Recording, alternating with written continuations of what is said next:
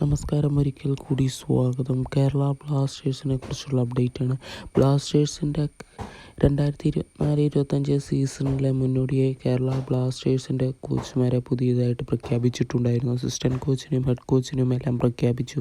ഇനി പ്രഖ്യാപിക്കാൻ കിടക്കുന്നത് കേരള ബ്ലാസ്റ്റേഴ്സിൻ്റെ വിദേശ താരങ്ങളെയും ഇന്ത്യൻ താരങ്ങളെയും മാത്രമാണ്.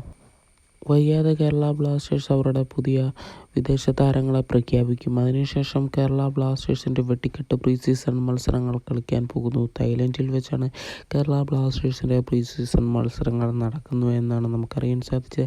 ബ്ലാസ്റ്റേഴ്സിൻ്റെ ഹെഡ് കോച്ച് പുതിയതായതുകൊണ്ട് തന്നെ കേരള ബ്ലാസ്റ്റേഴ്സ് ഈ സീസണിൽ ദുബായ് വെച്ചല്ല പ്രീ സീസൺ കളിക്കുന്നത്, പകരം തായ്ലൻഡിൽ വെച്ചാണെന്നാണ് നമുക്കറിയാൻ സാധിച്ചിരിക്കുന്നത്. അതേപോലെ തന്നെ ISL തന്നെ പ്രമുഖ ഗോളടി വേട്ടക്കാരനായ ഡാനിയൽ ഷീമേനെ കുറിച്ചാണ് നമ്മൾ പറയാൻ പോകുന്നത്. ജംഷഡ്പൂർ എഫ്സിക്ക് വേണ്ടി 3 സീസണുകളിൽ മികച്ച പ്രകടനം കാഴ്ചവെച്ചിട്ടുണ്ട്.